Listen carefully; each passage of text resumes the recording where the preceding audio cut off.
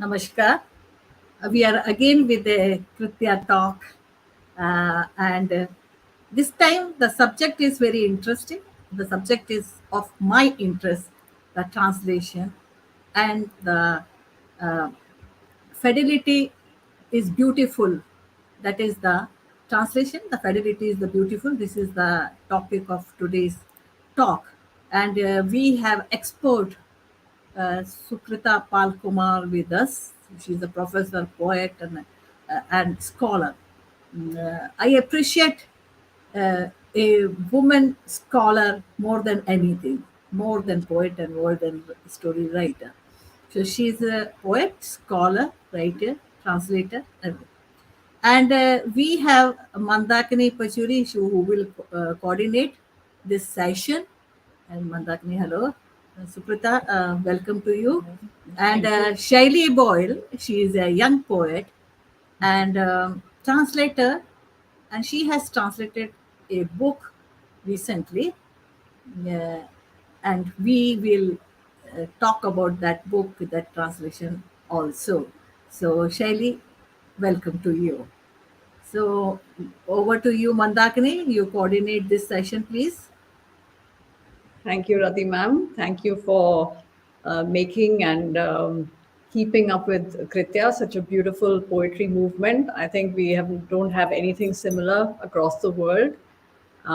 So thank you very much in advance for all your, many contributions to the world of poetry and also Indian poetry and poetry talks, Kritya talks. I would like to formally introduce Sukrita ma'am and Shelly Bhoil.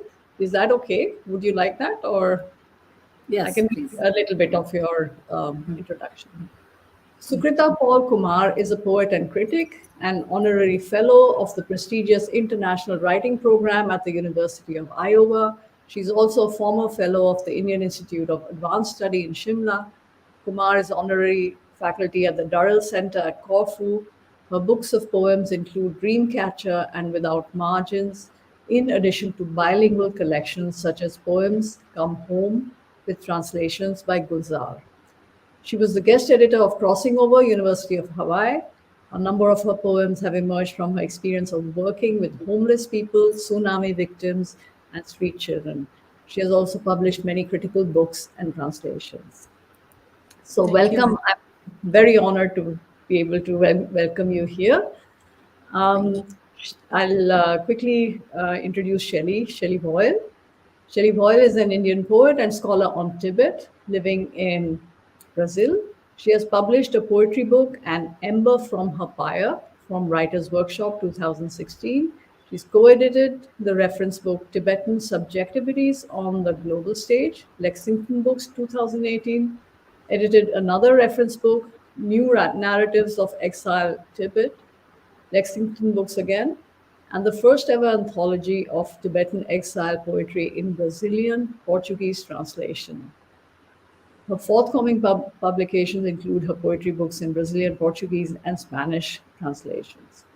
So we have two very experienced and eminent poets and writers and translators, and as ma'am said, also scholars and activists. So I'd like to hand over to Sukrita ji to talk a little bit about translation in the light of the title, Fidelity, um, as such. Fidelity is beautiful. Yes. Yeah, I think we shouldn't forget this letter part because that's something which is honestly, I believe that this term, fidelity is beautiful, is hardly ever used because everybody has been propagating the idea that fidelity actually is not beautiful, right? And this is in the context of translation. But we have to go deeper into the whole term. Basically, fidelity is beautiful, and particularly in the context of translation. We have to go deeper into it and not think of fidelity as literal, word for word fidelity, of understanding what the word means and therefore just transferring that. I think in that context, if we sort of go a little deeper into the whole realm of what the word implies, It really means much more how there is fidelity between the translation and what is the kind of relationship between translation and the so called original. Translation has to become another original. If it is not like another original, then it doesn't really mean, this doesn't mean that one appropriates the original. That would not be right. If you just appropriate the original voice and make it absolutely yours while saying the poet is invisible, but the translator becomes visible, then there is some problem, you see, because the whole idea is that it should be as creative, and in creation, the creator becomes invisible, right? In that sense, translator is creating. The translator also has to become invisible, just as the poet, when he or she is writing a poem, at that time, you do become invisible. If you are trusting your identity onto the poem that you are writing, then I think there is some kind of, it gets overshadowed with the ego or the self of the poem, and the poem doesn't take on its natural rhythm. The poem has to dictate to the poet as to how it needs to be written. Similarly, I think in the context of translation as well, the fidelity that we are talking about here is, yes, looking at the spirit of the so-called original. The so-called original is actually some original which also comes into the realm of perception. It does come into the realm of not so much interpretation, because the moment you look at interpretation, then you might even overlook the ambiguity in the poem. One cannot get rid of the ambiguity of the poem. The ambiguity has to be retained as ambiguity in the translation. You're not supposed to be interpreting it and saying, this is what it means and QED. The translator is not to be the interpreter, is not to, and this is something new that I'm saying today, because I've always said that it goes hand in hand with interpretation. But that always creates it a, meaning can reduce the value of a poem. You know what I mean? Like, if you just reduce it to meaning, which is one meaning, then that's a problem, because a poem actually essentially means that there are layers and layers and layers of meaning or experiences that evoked by a poem. So, in that sense, our fidelity is to also ambiguity. And I want to stress on that. That is why it is beautiful. It is beautiful because everything in tone, in rhythm, in spirit, and somewhat the words have to be seen in their context. They could be cultural context. There is a subjectivity also there. So how does one look at the poem? How does one begin to own the experience of the poem as a translator? The owning is very important. It's not appropriation, but it is owning. And if one begins to own that, internalize that particular experience, one has to be very, very intimate with the language of the poem. If we are not intimate with the language of the poet and the poem, then there's a problem. Then there is a likelihood of distortions happening. As a translator, just as you are not required to put a QED saying point prove, you're not trying to prove a point. You're not trying to get to one small meaning or reductively. But at the same time, one is not really trying to also, run away with the poem. You're not allowed to run away with it. Then you are, you are abducting it, right? And then after that, you are raping it. So you're not allowed to do that. You're not allowed to as a translator. So we have to retain that intimacy with that particular formulation. Intimacy has to come when you begin to look at every word from below it, from above, between two words, that space between two words is very, very important. How do you realize the meaning between one line and another line. How do you see the in between meaning, right? That in between experience is very, very important. And that Yes. in between thing actually, so what am I talking about? Just as one is looking at words, one is also looking at silences. Has to look at the silences, the spaces that are there. How is that space come to mean something? Because there is a word before and there is a word after. Between that, what is the space? How do you fill that up? Because there is a continuity. So one has to be the. I mean, coming back to the title of our conversation today, fidelity. That's the fidelity we have to look at. That is the fidelity. How is it to be a holistic fidelity? Spirit, body, everything. And when we say that, when you want to marry someone out of love, what do you say? I am going to marry this person with all his or her weaknesses, with all the blemishes, as per the strengths. Then you own it as a whole, right? But the whole becomes whole with small little meticulous look at the private sphere, right? Which is intimacy with language. Very, very important. That is why to translate one has to be a strong bilingual. Cannot say, I know English, but I don't know the language, not as much as I know English. I don't know the original language. If you say you don't, then there's going to be a problem. What are you going to transfer?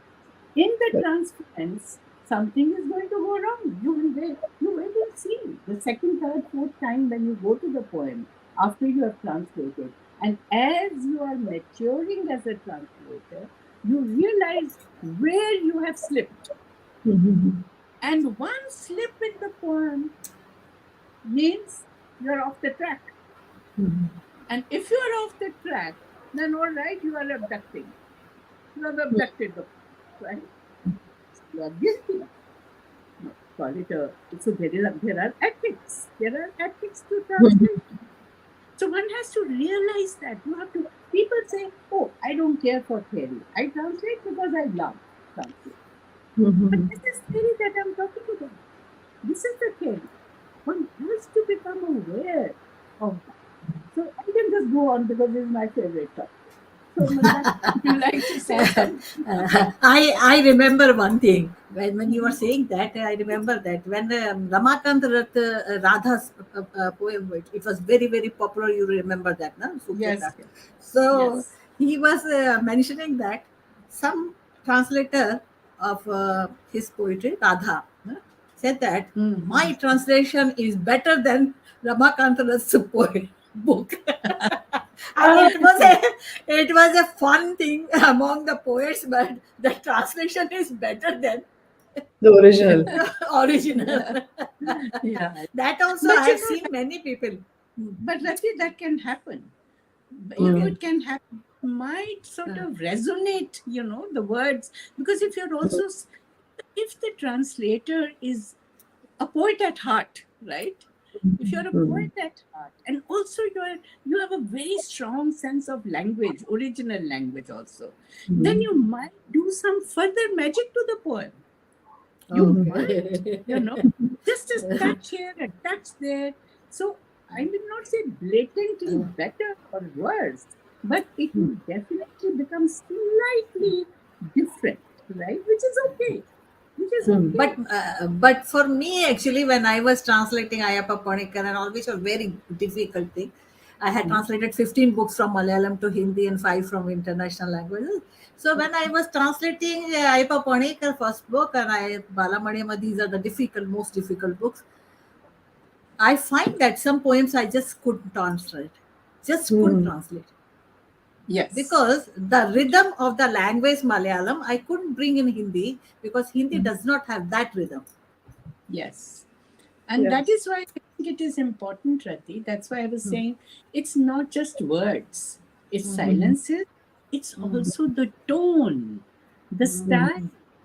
That's why in translation we talk about Shelley, don't we? About register. what is the register of words? If Right. the words are simple and of a particular register, if they belong to a particular register, in the translated poem, if you start using very heavy words, then you're Mm. going wrong, because the weight of the word is is going to spoil the spirit of the Correct. original totally, right? Yes. So the register has to echo. It has Mm. to be in sync. I think that is the word. It has to be in sync. Now, look, words are so important. If I say echo is something different, but Mm-hmm. in sync immediately gets you into the right frame, isn't it? It Yes. has to be in sync. That is the thing. And if it is in sync, that is fidelity. That is the fidelity we are talking about. And that Mm-hmm. is beautiful. अगर वो राग आशा अगर वो राग भोपाली में है, so, and if you change the rag totally and make it Yaman or something, what can happen? Totally the mood will be different, right? Mm-hmm. The rag changes and it's different. So the Mm-hmm. music of the resonance lies in the matching of the musical notes also Mm-hmm. between one poem and another poem, Mm-hmm. the translated poem and the original poem. And if Yeah. that matching happens somewhere, that is why, now for instance, Shelley, for you, it is very, uh, we are basically slowly coming to your translation, aren't we? Yes. When we are coming to that, then you will see, because God forbid anything happens to Rati, she's a live poet for you. So I think that's lucky for you, because as you are translating her, you would say, "Please, poet, dear poet, read the poem again," and you would make her read to see where the stresses are, where the sound is, whatever it is, right? Is it coming like a staccato, you know, up, up, up, or Mm-hmm. is it coming slowly like a lullaby? What is the original Mm-hmm. tone? And because if she's going to read it two, three, four times, then you are going to have your internal auditory sense registering that, and you will want to reproduce it like that. And those sounds are not exactly the same, but in tune with what the original. It has to be in tune, right? So that is what is important. Shelley, what would you have to say? What was your experience of, Yes. uh, first of all, choosing Rati? Why did you choose Rati? Why not me? I don't like it in Hindi though. Um, that's a very good question. That's a very good question. See, I have when I came to Brazil, to Brazil, I had to learn a new language. So I was always translating in my mind, and over time, I lost touch with English, with Hindi, my mother tongue. And this I realized when I was invited to Ahmedabad International Literary Festival to moderate a session with Mr. Ashok Chakrabarti. So I Hmm. was not able to frame questions in Hindi language, and I was very intimidated. So at that moment, I felt that I need to get back to my roots. I need to learn my language, right? देखिए अगर जो मेरी अपनी मातृभाषा है, मैं उसे छोड़ दूंगी, उसे त्याग कर दूंगी, उसके साथ अपना रिश्ता छोड़ दूंगी, तो मुझे किसी और की माँ क्या अपनाएगी, So I began to feel a bit orphan in that regard. And so I Mm-hmm. decided to translate, to read Hindi poetry because I love poetry. So I decided to translate Hindi poetry to get back to the language. And it is coincidence that Rati Saxena ji and I we got in touch, and she asked me to translate a few poems for her to read in some festivals and some places. And it was during the translation of her poems that I began to fall in love with her style of writing poetry. It was so much fun to translate her poems. I began to enjoy it, and I would tell her, "Please send me more poems. You want some more poems to be translated? Please send across." And then her translating her poems had many benefits. It brought to me many things. Number one, because she writes in a Hindi which is accessible. Her Hindi is not Sanskritized Hindi. It's not like it doesn't sound like Latin or Greek. Her Hindi is a Hindi that you read. That you don't have to be always a scholar to read her poems. Scholar of Hindi, you can read her. Anybody who knows Hindi can read her poetry in Hindi. It's very accessible Hindi, right? And day-to-day Hindi language. And though she might be writing in other kind of Hindi also, but I haven't yet gone to that territory of Rati Saxena's works. So these poems were very relatable vis-a-vis language, then vis-a-vis content, because her poems spoke to me about me. I felt, for example, this poem, Mera Shatru, My Enemy, you know, ये poem मैंने पढ़ी, मुझे माफ़ कीजिएगा, आज मैं दोनों भाषा को मिक्स करूँगी, अंग्रेज़ी को और हिंदी को, क्योंकि हम लोग ट्रांसलेशन की बात कर रहे हैं, सो आई थिंक ये सेशन बायलिंगुअल हो, तो उसमें कोई हर्ज नहीं होना चाहिए। तो जब ये मेरा शत्रु कविता को मैंने इसको पढ़ा, तो मुझे तो लगा कि जैसे कि ये मेरे लिए कविता लिखी गई है, ये मेरे लिए एक सीख है कि कैसे मुझे जो शत्रु है, चाहे वो शत्रु मेरी बीमारी है, चाहे शत्रु मेरे वो डीमंस दिमाग के अंदर बैठे हैं, चाहे वो कोई फिजिकल एनिमी है, उनसे मुझे कैसे डील करना है। तो वो मैंने पोएम पढ़ी, तो मुझे तो वो पोएम मेरे हर रोज it's an everyday lesson for me, something that I keep with me every single day. So I began to translate her poems because they spoke to me about me. So this is the reason why I decided to translate Rati Saxena's poems and not others, not your poems, Sukrita, for that matter, Sukrita ma'am, for that matter. But well, I haven't. Well, when I get to reading, you don't need translation of your poems because you write in English. Yeah. So this is the reason why I'm translating Rati Saxena's poems into All English. right, since Shelly, if you don't mind, so we've talked about this poem. So why don't we ask Rati to read this poem? Yes. And after she has read it in Hindi, then you read it in English. Good idea. Okay. Yes. Shall I read? Shall I read? Yes, please, ma'am. मेरा शत्रु, मेरा Really. शत्रु, वह बिल्कुल मेरे सामने खड़ा था, मेरा शत्रु। उसने अपनी आंखों को गोल गोल घुमाया, लाल किया, फिर नीला, मैं मुस्कुरा दी। उसने अपनी कमर से खंजर निकाला और हवा में लहरा दिया। मेरे आसपास की भीड़ गायब हो गई। मैंने उसे शुक्रिया कहा, मुड़ी और वापस चली आई। बढ़िया, very nice. शांति देवा एक टेक्स्ट है, the way Bodhisattva guide, way to Bodhisattva life.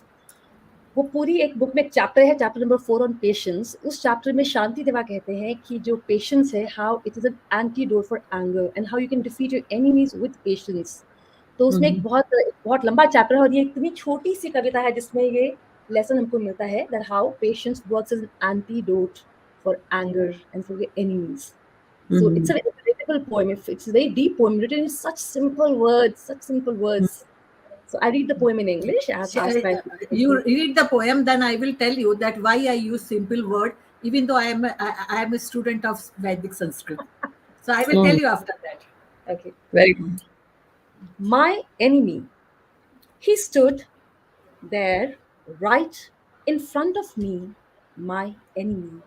He moved his eyeballs in circles, turned them red, then blue. I smiled. He drew a dagger from his waist and waved it in the air. The crowd around me disappeared. I thanked him, turned around, and came back. Very good. Beautiful. I tell you that why I use simple Hindi. Actually, being a Sanskrit student, because I studied almost 55 years back, this when I started studying Sanskrit from a pre-degree onward. तो हम लोगों की एक nature होता था संस्कृत वालों का कि बहुत संस्कृताइज हिंदी यूज करो, क्योंकि हमने कालिदास, भास, माघ आदि पढ़ा होता है. And we have to take special subjects in Vedic studies in MA, and we had a professor who was a great scholar. कहीं पे ये हिल रहा है, कहीं पे वॉइस इको हो रही है, प्लीज चेक. हाँ, तो हमने उसको वो कहते कि ऐसा कीजिए कि आप जब हमको एसेस वगैरह भी लिखने होते थे, when I have gone there with some article something, और हमको हिंदी में लिखने होते थे, because that was the UGC rule कि आप संस्कृत के बारे में either you write in English or Hindi, so others can also read.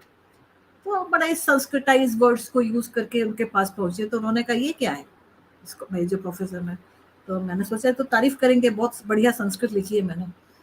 तो बोले कि देखो वेद का क्या मतलब है, कितने सिंपल शब्द है, कितने सिंपल शब्द है, इसीलिए आज तक जिंदा है।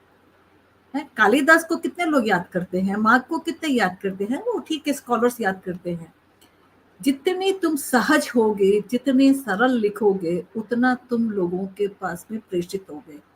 मतलब to reach to people you have to write very simple language, and that I learn, and I write in very simple language. Even my articles are also in very simple language. हाँ, तो इसमें actually वो जो आप कह रही हैं simple language की बात, मुझे लगता है कि सिंपल और कॉम्प्लेक्स जो है, yes, if you supposing if you carry the burden of scholarship, right, and I call it burden of scholarship, if you carry your burden of scholarship into your poetry, then I would advise you to go write treatise, you know, poetry को लिखते हो, आप जाइए, आप library में बैठिए और किताबें पढ़िए और किताबें लिखिए और talk, make it a very scholarly article, right, a research article or whatever you want. Why write poetry then? Poetry के लिए स्कॉलरशिप जो है कहीं काम आ सकती है। I am not saying that poetry scholarship is not useful, knowledge is useful anyway, but knowing is more useful, experiencing is more useful, even if it is at the level of imagination or internally you are experiencing, even if it's not real life experience, it doesn't matter. But the throb of experience has to come in the poem. Right? If it doesn't, then आपकी जितनी scholarship हो, आप 10 PhD कर लो, आपकी poem नहीं बनेगी वो, right? So in fact that takes me now to another point that I was thinking. एक किसी poem में आपके Rati, I was looking at it, and of course there are, and that's one point we need to think about also as we are talking about translation, because translation also means that one is sensitive about the culture which is coming through a poem or a short story or whatever. There is a cultural negotiation also that happens in the process of translation. Culture gets negotiated. How do you negotiate that? Yes. For instance, I was thinking that there was a poem that I think I came across, Rati, in your case, where there is the use of the word dekchi. dekchi है ना, कौन सी poem है वो शेरी? जो पहली कविता है जिसमें 2 हिंदी के शब्द हैं, गरम मसाला देगची। अब मुझे माफ कीजिएगा, इसमें एक टाइपिंग एरर हो गया है और वो मेरी कमी है कि मैंने उसे ठीक से प्रूफ नहीं किया। It should be the sentence is that one feels hungry and tempted to cook the dekchi. It should be in dekchi, not the dekchi, in dekchi. Yeah. So you have retained the word, right? Yes. You retained it, which I think is a very good thing to do. You should not shy away from retaining. You know, if there is no equivalent word or term available in English, then let the English fellas learn this, right? Let them find out what is dekchi. Let them make an effort, na? You remember the Russians did not translate samovar. We all know the word. Why do we know? Because it was taken into English. Accepted, because there is no equivalence in the kettle is not the same thing. But I think I remember you using pan also. You know, pan. P-A-N. Dekchi ke liye. In the rest of the poem, I think you are using pan. And I have a problem with that. Because if you are saying pan, pan takes you into a different cultural context. If at all you want to use an equivalent, because you say, all right, ek baar to maine kar diya, now we have to somewhere bring that connotation of what it means, a utensil or what kind. I think the one that is closer, and that is where we have to become a little more sensitive.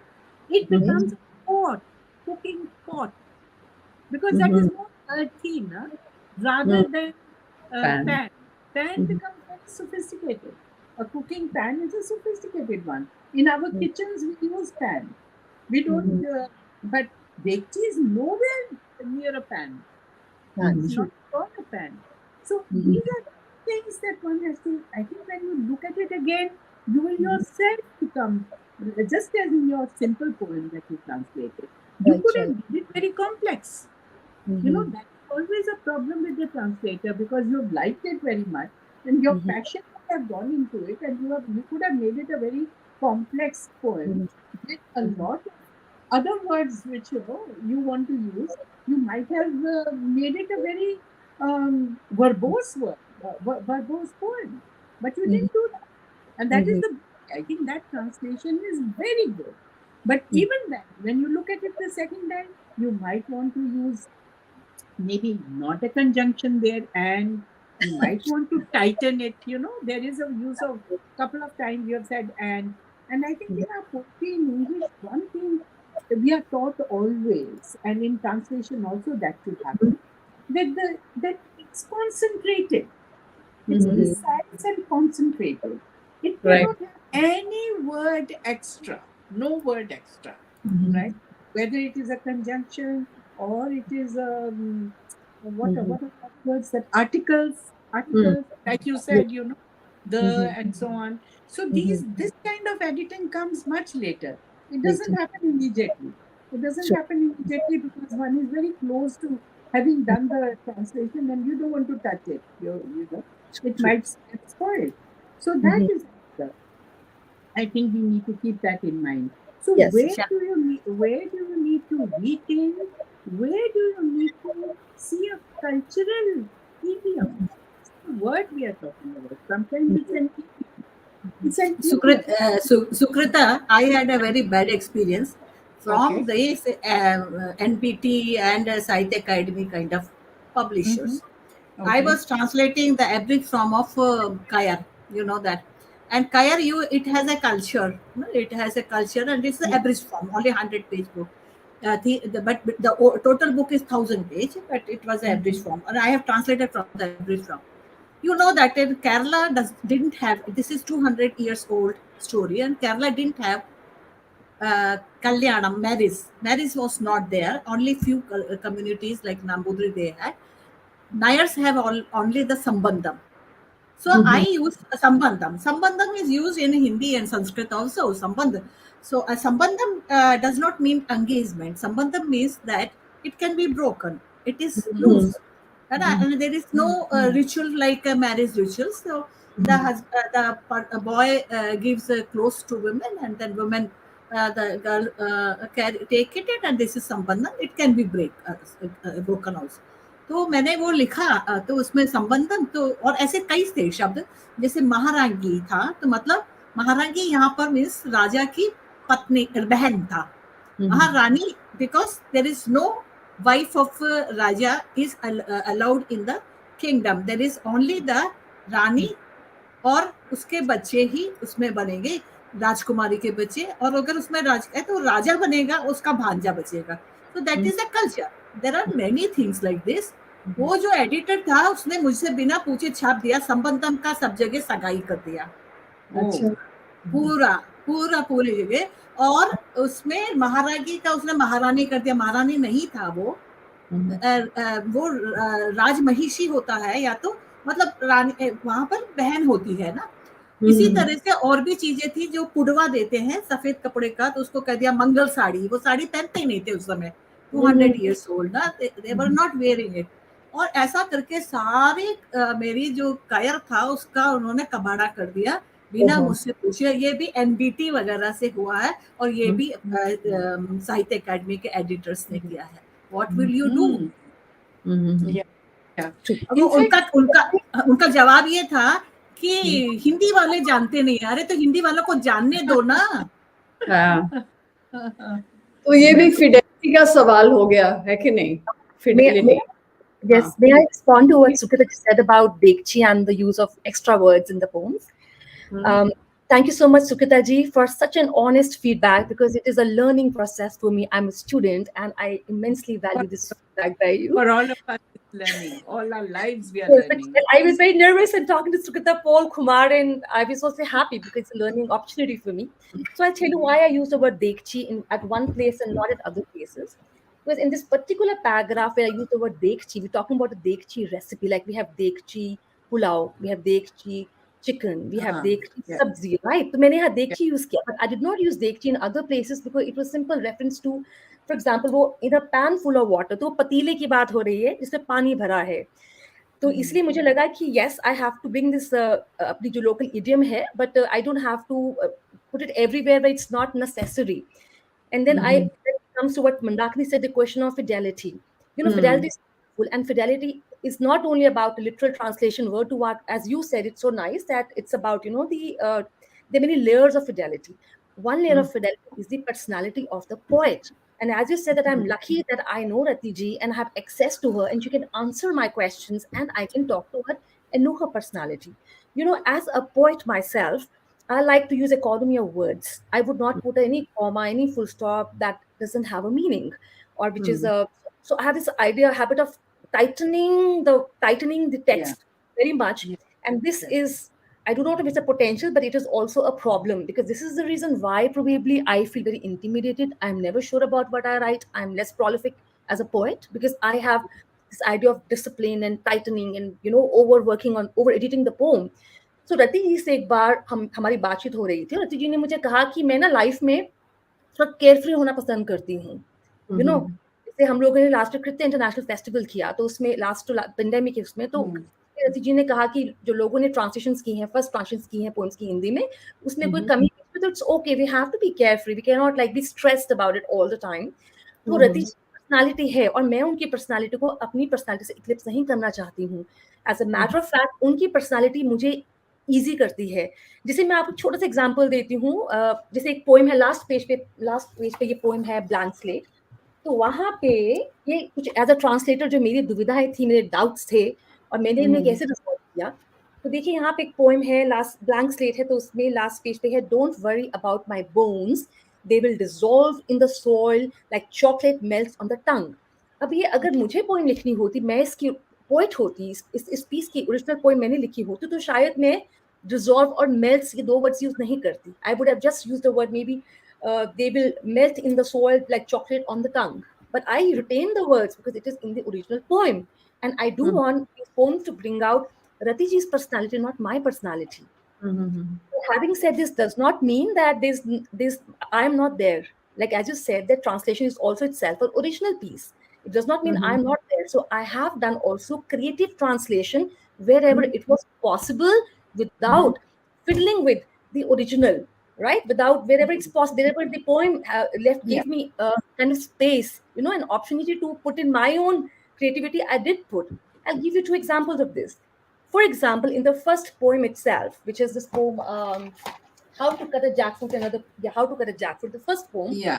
Yeah. इसके last sentence आप देखोगे यहाँ पे लिखा है, as far the poet is concerned, she, and if you see how it's written, she, S/HE, right?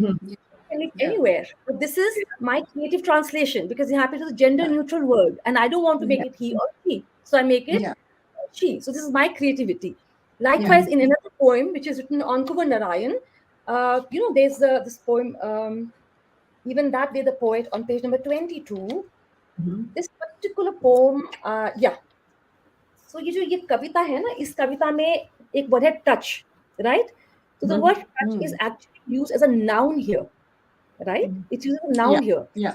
So, अब हिंदी में हमारे पास ऐसा होता नहीं है कि पहला का जो अक्षर होता है कैपिटलाइजेशन होती है, लोअर केस लेटर्स होते हैं, लेकिन अंग्रेजी में होता है.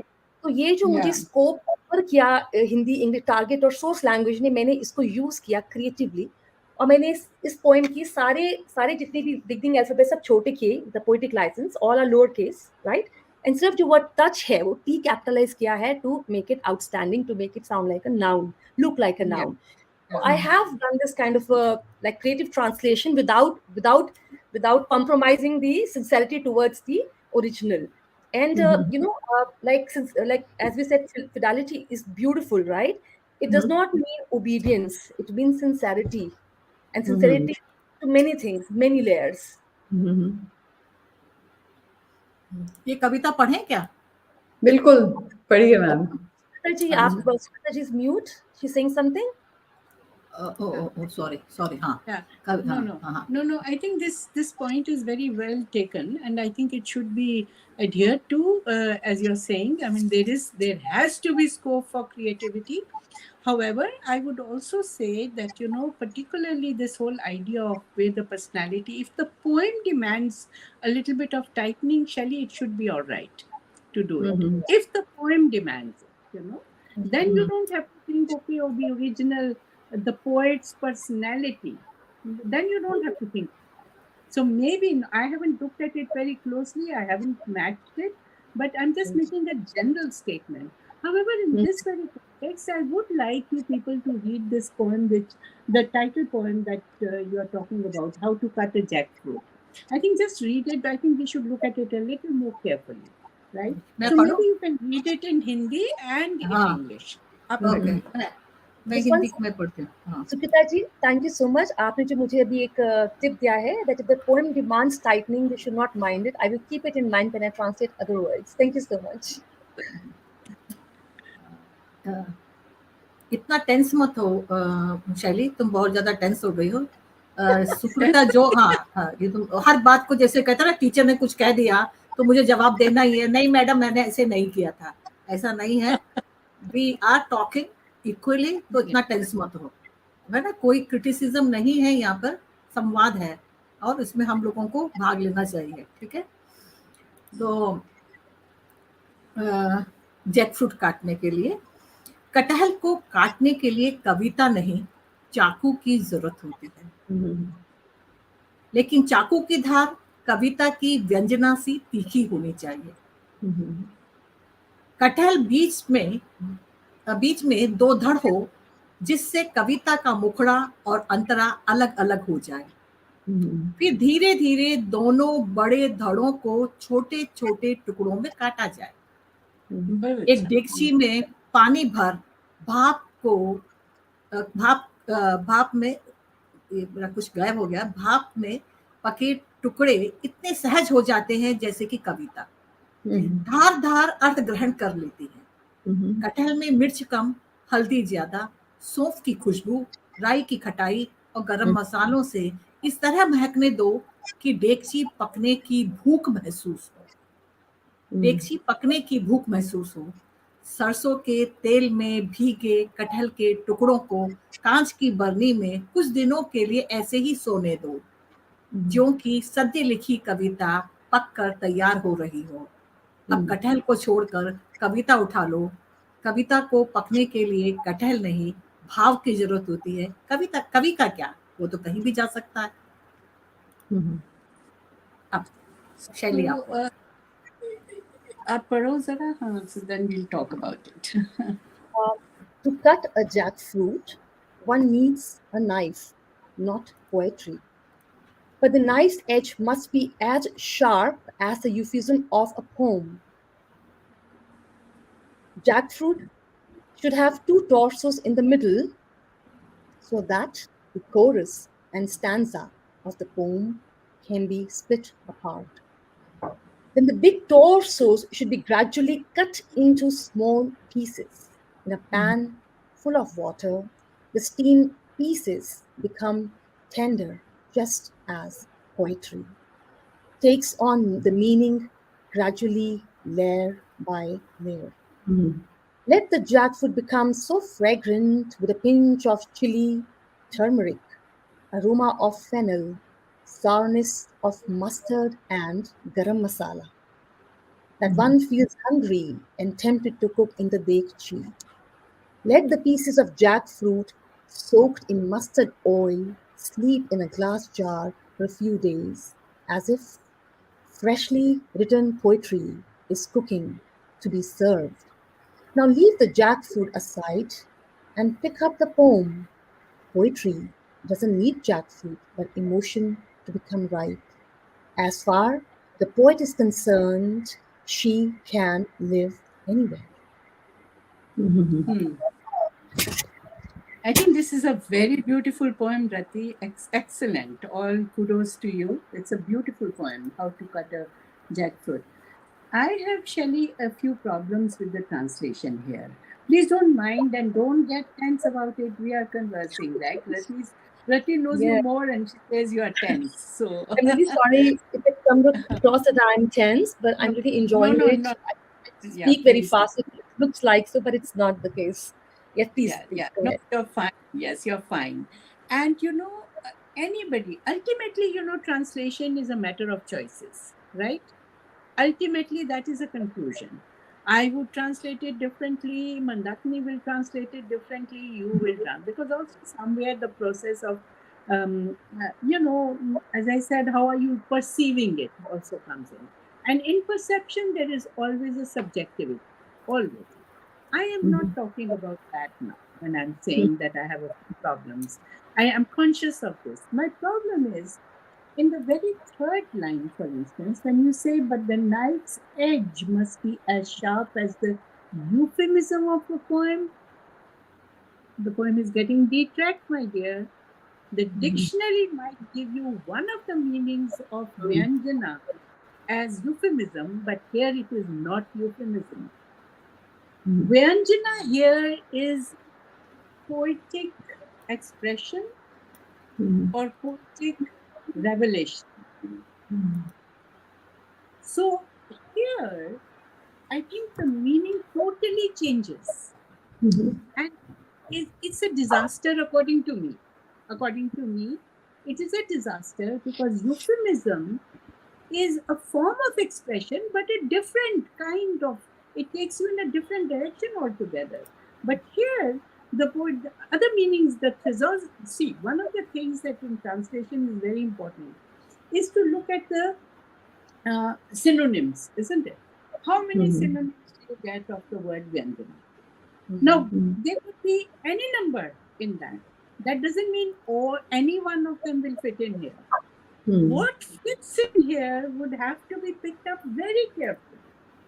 And here, what the poet, according to me, is saying is with reference to poetry, the expression of poetry, isn't it? It's to be related with that. So the knife's edge must be not as sharp as, but even sharper is the revelation of poetry. Or rather, the meanings that come through with poetry, they can be sharp, and that's the beauty of the line. The beauty of the line lies in that particular point. So euphemism, I checked up the dictionary just now, as I was reading it out.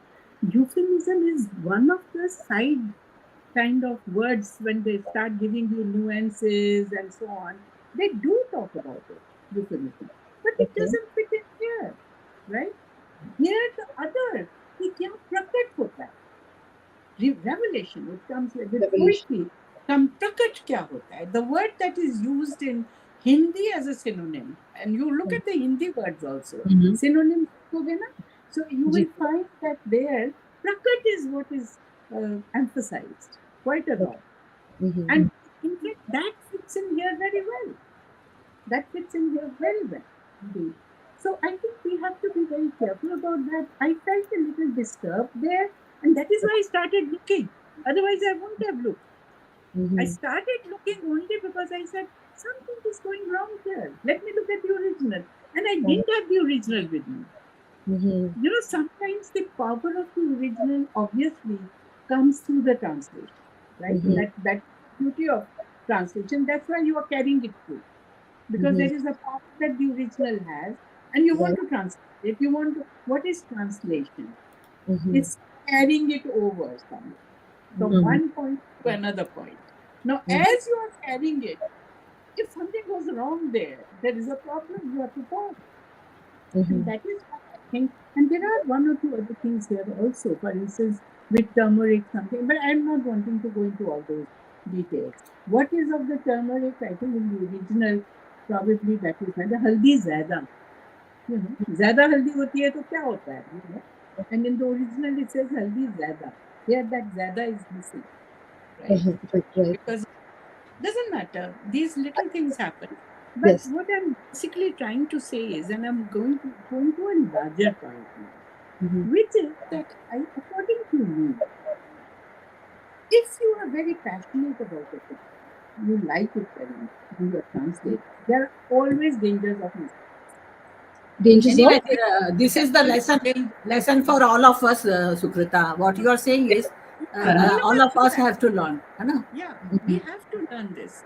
And yeah, keep life, whole life you have to learn. हाँ. Yeah, and I'm always therefore very fond of the idea that there should be an editor also, another pair of eyes looking Eyes. at Yes.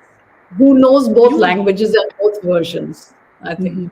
I wanted to That's suggest, because in this particular line, I would say like words like the thrust or the cut of the knife or the clarity. There are these ideas where, which strongly relate to the instrument of a knife, right? Anything like a Hmm. thrust or the cut Yeah. or the clarity or the reflection, a knife, the flash, something like that. So where you can actually go away from Vyanjan as such, but evoke an effect, which I think what Sukrita ji is saying, because it's an extremely strong metaphor, and it's No, quite.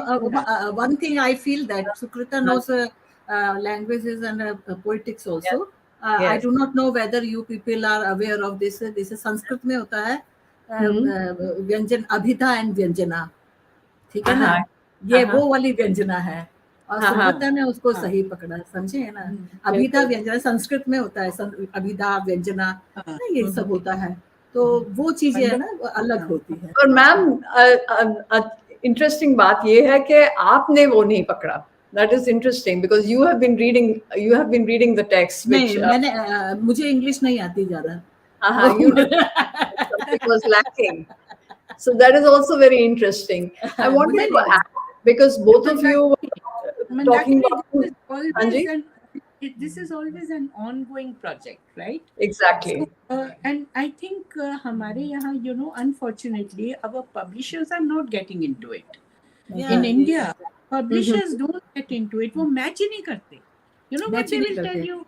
I हाँ. have experience of all publishers here. Practically, of Penguin, HarperCollins, हाँ, हाँ. many well-known publishers, small publisher, big publisher. But one of the things that all of them say ultimately is make it readable. They stress on readability. They do not stress on what we are saying. Fidelity is beautiful. नहीं, और एक अलग बात और होती है कि Uh-huh. मैं अभी अपनी किताब मुझे सबमिट करनी थी, यात्रा वृत्तांत, और I make 1000 mistakes in writing. मैं बहुत मिस्टेक करती हूँ. और मुझे बहुत खुशी हुई अभी इस्मत चुगताई की, मैं फिल्म देख रही थी तो उसने कहा कि इस्मत चुगताई भी बहुत गलतियां करती थी, तो मैं बहुत खुश हो गई कि जो बड़े लोग गलतियां करते हैं. नहीं होती है, गलतियां हाँ, होती हैं. हाँ. तो और बस पब्लिश मुझे अपनी गलतियां दिखाई नहीं दे रही थी, और मैंने हाँ. 3-3 4-4 बार प्रूफ रीडिंग किया, मुझे अपनी गलती नहीं दिखाई दे रही थी. तो हमें एक्चुअली एक पब्लिशर, एक प्रूफ रीडर की जरूरत होती है, लेकिन हिंदी में नहीं है. हिंदी में नहीं है, इंग्लिश में भी. इंग्लिश में ख्याल प्रूफ रीडिंग तो बहुत होती है, and that is fine. Correction of language happens, but matching doesn't happen in translation with हाँ, हाँ. the matching with the original, Editing जो which is original. where I think editing translation should be. I don't know what we can do about it, because if we say, okay, the publisher needs to have it, the publisher is not going to spend that extra buck. The editor will have to be paid, no? So I think we as translators, like I have done it. I have done it I translated the novel Blind, which HarperCollins published. They did not ask for any editor, but I had asked a very renowned editor, Kirti Ramachandran. I can even name her here, Kirti Ramachandran. I requested her to get into it, and I made the publishers pay her a little bit of money to edit my translation. And I know I gained a lot by that. I gained a lot because what she thought, I was missing out on that. She just Right. thought, So I think an editor of a translated text is a must. नहीं, और जो editor मैंने बताया ना कि भी NBT और साहित्य अकादमी ने जो कबाड़ा किया मेरे किताब का, ऐसे भी एडिटर हो सकते हैं ना. वो भी मुश्किल है. Bilingual editor. अभी ये डेजी रॉकवेल को भी एक साथ बुकर प्राइज मिला है with Gitanjali ji. So I think translation की अहमियत अभी बढ़ रही है. अभी बढ़ रही. वेरी गुड पॉइंट जो आपने कहा. मैं एक बात पूछना चाह रही थी आप सबको कि क्योंकि मुझे इतनी नॉलेज नहीं है इंडियन पब्लिशिंग मार्केट की, तो बाइलिंगुअल वर्जन्स पब्लिश होती हैं, because I think that is also very interesting. It will all depend, Mandakini, हाँ जी. how your reputation is, what your status is. Mhm. Then when Gulzar Saab translated my poems, Mhm. the bilingual book that was published by HarperCollins, it was my poetry on one side, Gulzar Saab's translation on the other. Mhm. It Mhm. was published. Then Right. Because of Guljar. Because of Guljar Sahib. Because Gulzar of Saab, Guljar. I am sure it was because of him, you know. Right. You are also very popular. No doubt. Well, No doubt. Of course. well, nowhere near him. But Mhm. what I'm trying to tell you is that it does happen. Bilingual. Oh yeah, Raj Kamal published my bilingual book with Savita Acha. Singh. Mhm. Raj Kamal published Savita Singh and I. We translated each other's poems, Acha. and that was a very interesting book. that Sukrita happened. सबके सामने मैं बोलती हूँ चलो अपन भी काम करते हैं, मेरा भी कोई छाप देगा तुम्हारे नाम के साथ में. क्यों नहीं? मैं आपकी कविताएं जर्मन में ट्रांसलेट कर सकती हूँ, ऐसी कोई बात ही नहीं. छापने वाला होना चाहिए. And then we should do it. Let's do it, and We then should we make should. a small chapbook. Maybe Shelly can translate in Portuguese. Yes, yes. That क्योंकि would be बात ये है कि मैम जो शैली की बात है वो मेरी भी बात यही है, क्योंकि मैं बहुत दिन से मतलब ऑलमोस्ट 30 साल से ज्यादा मैं ऑस्ट्रिया में रह रही हूँ, तो अपनी भाषा दूर होती जाती है, जो दूसरी भाषा सीखते सीखते. समझ. बट मैं तो खैर अंग्रेजी में लिखती हूँ, लेकिन English and all these languages are closer, so that's a different thing. तो इवन वैसे let me tell you, in my case Gulzar Saab said he wanted to translate my poems because he said that I am going to bring your poems at home in a language, because your cultural thing has to come out in that. Though Yes. I don't, I mean, I have some points of disagreement, but the point he was making, and that's why my book is called, that bilingual book is called Poems Come Home. You know, Beautiful. I call it that. It's only because She born in South Africa, and studied there only. So I was born in East Africa. Yes, so, East Africa. Okay. Yeah. So anyway, I don't know where I belong, but ultimately you have poetry has no language. You know? That's true. That's true. Poetry has But only one- one language. Poetry has only one. Poetry is its own language. Yeah, poetry has its own Yes. language. Yes. And Kelly, I must give you, the final this thing, kind of a word on this. I really believe that it's a very commendable effort, and I would like to say that all translations are normally, they stop at being an effort, right? And the only thing is that one has to keep improving, keep going back to it. Whenever you go back to it, you would like to change, right? You would like to change a word here, a word there, whatever. And these nuances, which I always feel are important, like, pan and pot, for instance. Right. It is important, because sometimes I remember even in translating dialect, what happens? When you are translating dialect, how are you going to use your fidelity there? Particularly in fiction, it happens. Translating fiction. How do you translate dialect? I share my experience. So when I was translating Ayaba Panikar, you know that Ayaba Panikar was the most difficult, and I was not ready. I couldn't reach up to his level. तो उनका translation बहुत मुश्किल था. तो जो सबसे बड़ा उन्होंने मुझे सजेशन दिया कि उन्होंने मुझे कैसेट में अपनी कविताएं, क्योंकि there is a small singing in there in Malayalam ना, एक हल्का सा एक ट्यून होती है, कैसेट में उन्होंने मुझे रिकॉर्ड करके दी कविताएं. अरे वाह. हाँ, वो जो रिकॉर्ड है ना, अनलकीली अनफॉर्चुनेटली वो उनका ही भतीजा ले गया और खो दिया, नहीं तो वो भी रिकॉर्ड एक बहुत बड़ी वो होती. और जब वो मैं कविता को सुन के, और तब मैंने अपने जो करेक्शन पहले 4-5-6 ड्राफ्ट बनाए थे, सुन के मैंने फिर उसके हिसाब से फिर शब्दों को जमाया. उस समय हाथ से लिखते थे, कंप्यूटर नहीं था. जब मैं उनका अनुवाद कर रही थी 96 वगैरह में, तो I was writing with hand. So I was writing in 5 books for one set, कि 5 डायरी थी, पहला, दूसरा, तीसरा, चौथा, 5वां, सब हाथ से लिखती थी मैं. तो उनकी कविता सुनने के बाद में जब लास्ट होता था, देन वो थोड़ा थोड़ा ठीक आता था. Still I am not very satisfied, लेकिन हाँ, लोग कहते हैं कि उनका बेस्ट ट्रांसलेशन, उनका बहुत बढ़िया ट्रांसलेशन हो ही नहीं सकता था, the best translation. Because he used to sing his poems. No? उनके तो नहीं singing नहीं खाली सिंगिंग नहीं था सुकृता, उनके में जो सटायर था वो बहुत अजीब था, और वो he was extremely rooted to the earth ना, जमीन से बहुत जुड़े थे, तो वो उनकी लोक संस्कृति जैसे है ना, ये सब कुछ आता था कि जैसे एक कविता थी कि तंगच्चन ने ये क्या कहते हैं इसको, जो दारू पी और तंगच्चन एक पाँव रखा, वहां तंगच्चन एक पाँव पीछे, तंगच्चन, ऐसे करके मतलब वो मेरे को करना पड़ा, और मुझे गा गा के सुन के वो करना पड़ा।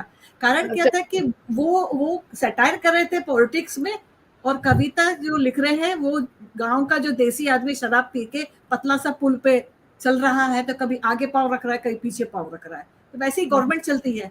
तो उनकी बहुत ही अजीब कविताएं थी, बहुत अजीब कविताएं। नहीं, आपकी भी कम नहीं है अजीब, लेकिन शैली ने कैप्चर किया है. Like for instance, you know, Shelley's this translation is so nice. The poet is a waterfall. I love this. Didn't I tell you so? A poet is a waterfall. चलो पढ़ो शैली, पढ़ो। वेरी सिंपल, मुझे पढ़ने दीजिए ना। हाँ पढ़िए, आप पढ़िए, आप पढ़िए, आप पढ़िए, आप पढ़िए। No, I was captured by the beginning itself. Of course, original में ऐसा है, but you could have made a mistake here. You know, जरा लंबा कर देते इसको अगर, या if you had not said a poet is a waterfall, because how do you in English justify it? But we have metaphor. It's an image that Rati has used, which you have carried so beautifully. You know, ये छोटा सा sentence, छोटा सा stanza जो है शुरू वाला, didn't I tell you so? हाँ पढ़िए ना, One is intrigued. सारी पढ़ो, पढ़ो, पूरी पढ़ो। अच्छा, बिल्कुल। आप हिंदी में पढ़िए, हिंदी में भी पढ़ो, इंग्लिश में भी पढ़ो। नहीं नहीं, हिंदी में आप पढ़िए, हिंदी में आप पढ़िए, not in the presence of the poet. नहीं कोई बात नहीं ना, आप पढ़ते हो हिंदी में, मुझे मालूम है। मेरे पास अभी वो है कि नहीं, पोएट इज ए व्हाट, हाँ है तो No, लेकिन what we will do is, it's nearly time, so what we will do is, I will read the English. Shelly, if you don't mind, or would you like to read it? please. No, I want you to read it. And then Rati will read the Hindi, and that will be the final. The poet should have the final word. All right? Yes. The poet is a waterfall. Didn't I tell you so? A poet is a waterfall, not a lion. Then why are you afraid of me? The waterfall doesn't destroy dams. The waterfall doesn't drown the cities. The waterfall brings to the cities the saga of the forests. It reminds the cities of those sounds which the years have long forgotten to tune into, those melodies which were once onerous to listen, the dark shadows that spun in the light, the stories of being entitled to the earth. I had indeed told you, a poet is not a lion that would drink from the forest dwellers' share of water and become a possessor of its own people. The poet is just a waterfall. Didn't I tell you so? The waterfall just gives one shout, and the jungle gets together. Even the city comes running. The waterfall gives up its life by merging into the river in which you throw your dirt. The poet is a mere waterfall. Why is the establishment so terrified? Why does it silence the river? The bars of the prison can't keep the waterfall.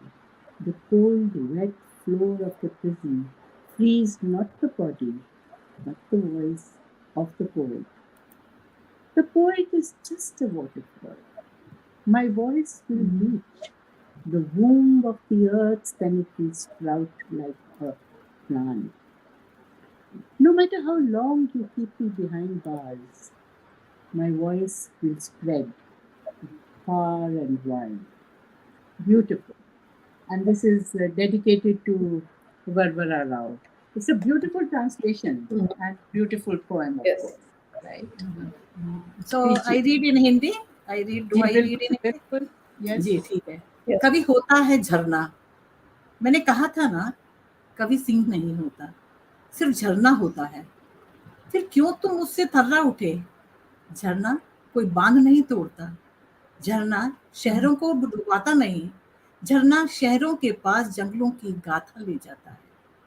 शहरों को याद दिलाता है वे ध्वनियां जिन्हें उनके कान सुनना भूल गए थे, वे रागिनियां जिन्हें सुनना दुश्वार हो चुका था। रोशनियों में बुनी अंधेरी परछाइयां, जमीन के हकदार जीवों की कहानियां। मैंने कह ही तो दिया था, कभी सिंह नहीं होता, कि जंगल वासियों के हिस्से का भी पानी पी जाए और भोक्ता बन जाए अपनी ही प्रजा का। कभी सिर्फ झरना होता है, मैंने कहा था ना, झरना सिर्फ आवाज देता है और जंगल आ जुटता है, शहर भी दौड़ा चला आता है। झरना सिर्फ जान देता है नदी में विलय होकर, जिसमें तुम अपना मैला झोंक देते हो। कभी सिर्फ झरना ही था, फिर शासन क्यों डर गया, नदी क्यों चुप आ गई? जेल की सलाखें झरने को बांध नहीं सकती, गीला ठंडा फर्श कवि की देह को नहीं बल्कि उसकी आवाज को आजाद करता है। कभी सिर्फ झरना होता है, मेरी आवाज पहुंचेगी धरती के गर्भ में, फिर उगेगी पौधा बनकर।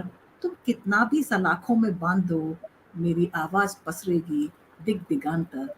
कवि वरवर राव की कविता से प्रेरित होकर। बहुत अच्छा। So it was very nice. Do you want to say your last word, Shaili and Mandakini?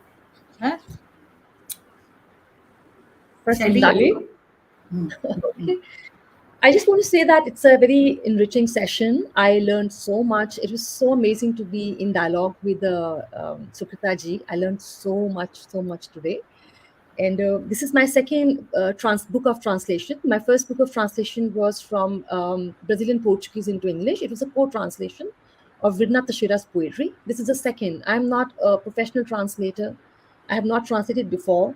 I began to translate for the purpose of dealing with my language anxiety. And especially Ratiji's poem for like connecting with Hindi, back connecting to my roots, like Hindi, you know. So I was very intimidated few years ago. There's an online poetry group on Indian poetry, and that group was very intimidating when they were sort of attacking bad translations or bad English, and I felt that I belong to that bad English. I belong to that language system where we say government for government. So it put me in a kind of crisis, that yes, that's bad English, and we have to make effort to improve our English. But at the same time, it's also something where you belong and you correct it, but it's not nice to hear a kind of it's also discouraging in a certain way. So I was very anxious. My anxiety was double because I have language problem. I'm dyslexic and I have difficulty reading words. I suffer with brain fog and many problems. We didn't talk about the problem that I had during translation, but one of the outside the poetry was something that we never talk about is the lack of time and space. And I had to arrange one weekend. I had to go away from the city of Sao Paulo, from the responsibilities of family, baby. And I told my husband, please let me go to retreat. I want to just finish one draft of these poems. I want to do it. Otherwise, it's sort of based on the back, and it drops the pleasure of translating. So this is like outside the poetry. And when you talk about the poetry, the problem of losing one language that you're trying to hold on to, which is your mother tongue, and another language where you belong, but you do not belong to the language as somebody in America or in UK would belong to, right? So these were a kind of problems, and navigating through these territories was not at all easy for me. But what really made me easy, what really made me confident, and what made me go ahead with the translation of these poems and to bring this book out was Rati Saxena ji. Because she's such a comfortable person in this regard. Because she, in fact, when I told her, Rati ji, when you publish the book, can you please let my name be on the book in very small font? She said, why small font? You're the translator. These are your poem. This is your book. It will be there.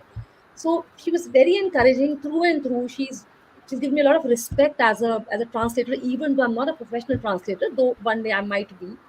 So that kind of, and then when I would translate her poems, एक बार एक कविता आती तो उसमें था हिंदी में था कि जो जड़ें हैं वो जो पेड़ की जड़ें हैं वो मुझे सहलाएंगी. तो उन्होंने कहा कि प्रति जी ने कहा कि the roots will touch my body. मैंने कहा नहीं, I use the word caress my body. So she said, I like the way you see words differently, and she really encouraged me. And I think this book is Ratiji's.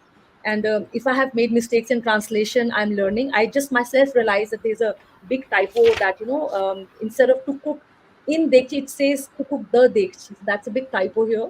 Uh, Lack of proofreading. And as Sukrita ji has pointed out that, this word euphemism, it's a wrong word here. I do not know. I have to still do some search to understand. For me, the word sounds okay, but I must understand what Sukrita ji is saying to have another perspective here. So, so these are the kind of things that I'm learning, and hopefully, when I bring out next book of Rati Saxena ji, there won't be these kind of errors. So I would just say that also I believe that reading poetry in translation is a kind of seeing a soul in a reincarnated life. It's like a reincarnation of the soul in a new language. So it has its own life also. So there's always this zone of, True. where you have memories of the past life, you have impression of the past life, and you have a new life, and then you compare the two. I mean, it's very complex, very complex matter. I think I'm taking more time than I should. So Mandakini, over to you. I would like to just add something, Shelley. Thank you so much for sharing your difficulties and the trials and the sacrifices you went through to translate. And I have myself translated Varavar Rao's a very beautiful poem on poetry from English to German.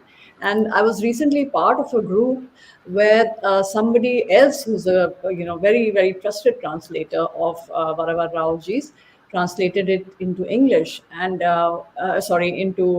into English. And when I compared that to my German translation, I was quite surprised because I realized that a lot had been lost because the medium language, the English language that I had, was not as rich, right? So I want to applaud you, Shelley, and also ma'am, Ratiji, because it's very true. You have always given us courage. You have been very encouraging and supportive.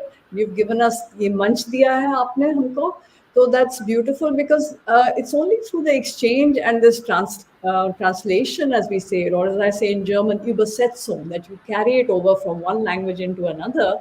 That also is, a task. It's work, and it's also about, I think, just to use that beautiful metaphor which Ratiji used in that poem in the jackfruit, how to cut and cook a jackfruit. Usko aisa aisa in many processes. The jackfruit is cooked, cleaned, ripened, and in that same way, our translations are also like that. That in many processes and many different eyes and different heat and different processing of spices. So I think translation is a process like that. And also I feel, ma'am, I think Ratiji and I share that as a yoga teacher. And ma'am has also written a book about, the fist that opens, about healing. I think there's a personality of the poet and the artist also is a bit like the jackfruit. That you go through these processes of finding, understanding, losing, getting lost yourself, reading your own text and saying, what is this? I don't understand anything. Or did I write this?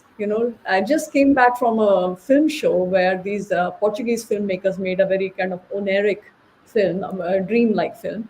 And they were saying the same thing. They said, we had the text in Portuguese, and now to see those texts in English, it's a bit bewildering.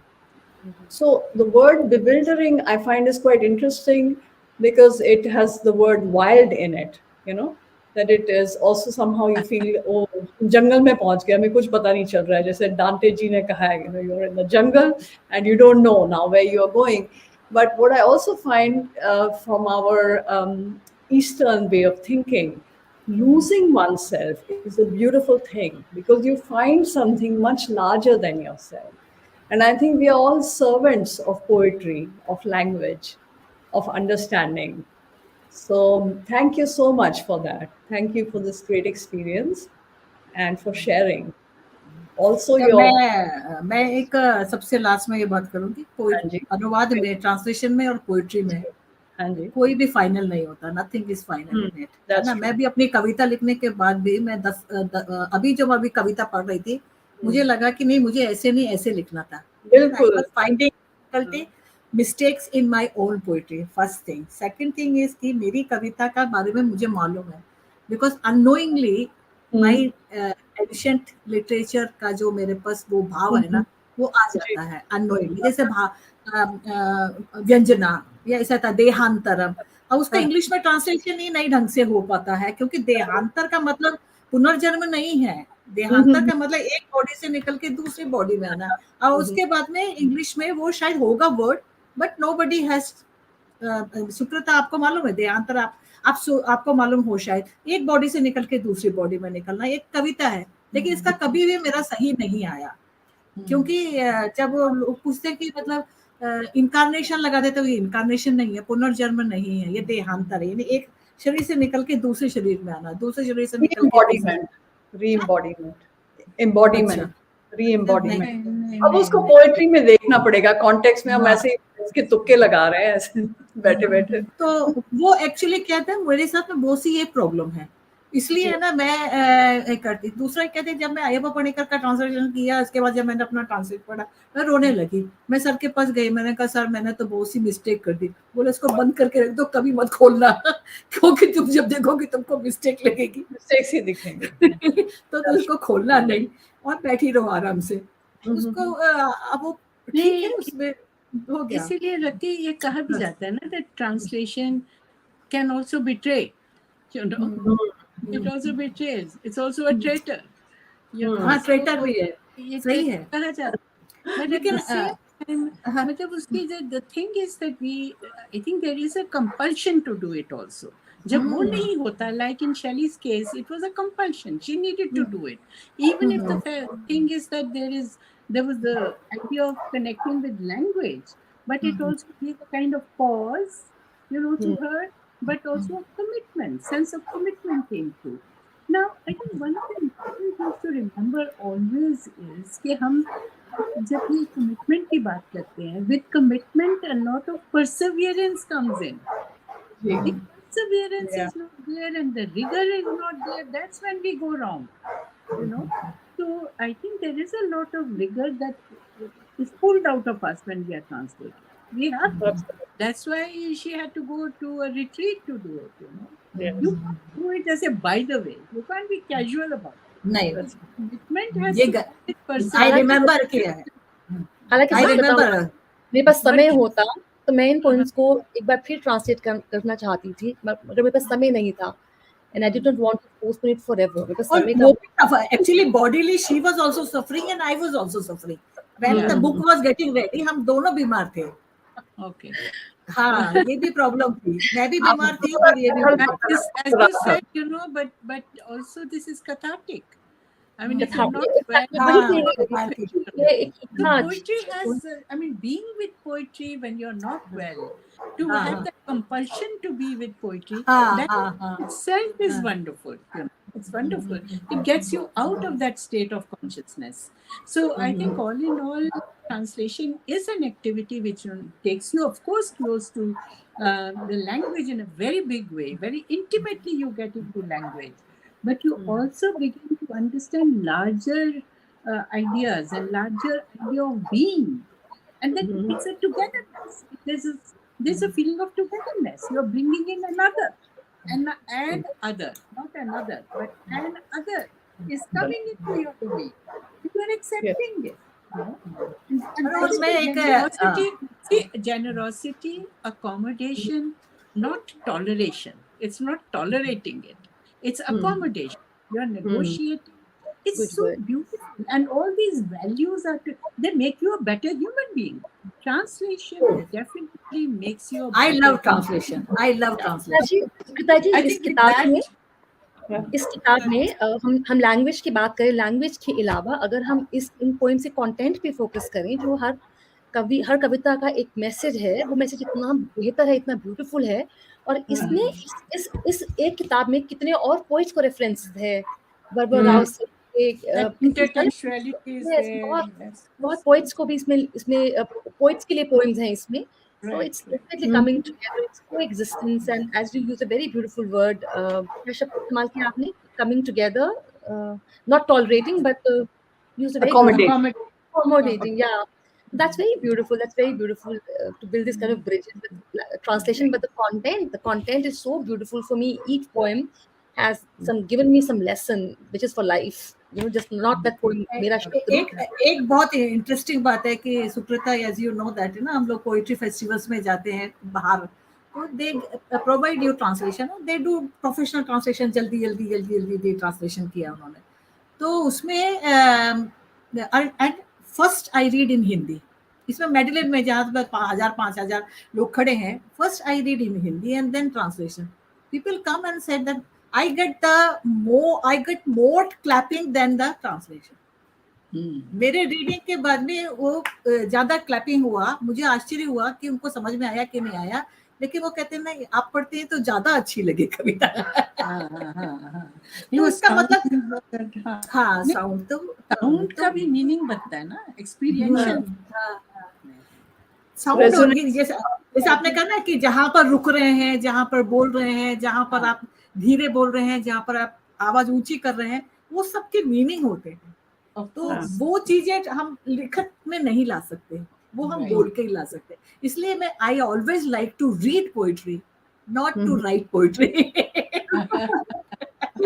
इसलिए आपके poems में वो जो extra words हैं, मुझे तो सुंदर लगते हैं वो वर्ड, सच बताऊं, क्योंकि मैं अपनी पोएम्स को बहुत टाइप करती हूँ, तो मुझे श्योरिटी नहीं होती कि हो गया इसका फाइनल वर्जन, नहीं अभी और टाइप करूँ, तो मैं उसमें कहीं ना कहीं I get sucked up in that, and I या तो शायद क्योंकि आप जर्मन में पोएट्री का नाम दिchtung है, which means compression actually, dicht, so there is that thing, where you want to be economical with language, of course, but we have to also say enough, not too little.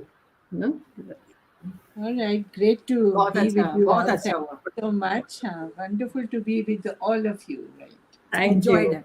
Thank you, Sukrita. Sukrita, you are always great, and I always learn from you all the time. So thanks a lot. I think all of us have learned from each other. So let's not embarrass each other too much, चलो अब ये मंदाकिनी की duty है सबको thanks देने की। So once again, I want to thank everyone and all the people who are on Facebook and YouTube who are joining us on this conversation. Let us keep translating, let us keep reading and writing poetry. May the jharna of poetry keep flowing always. And thank you for Kritya and the platform. Thank you. Namaste. So namaste sabko. Thanks a lot. Thanks Shaili. Thanks Sukrita. Thanks Mandakini.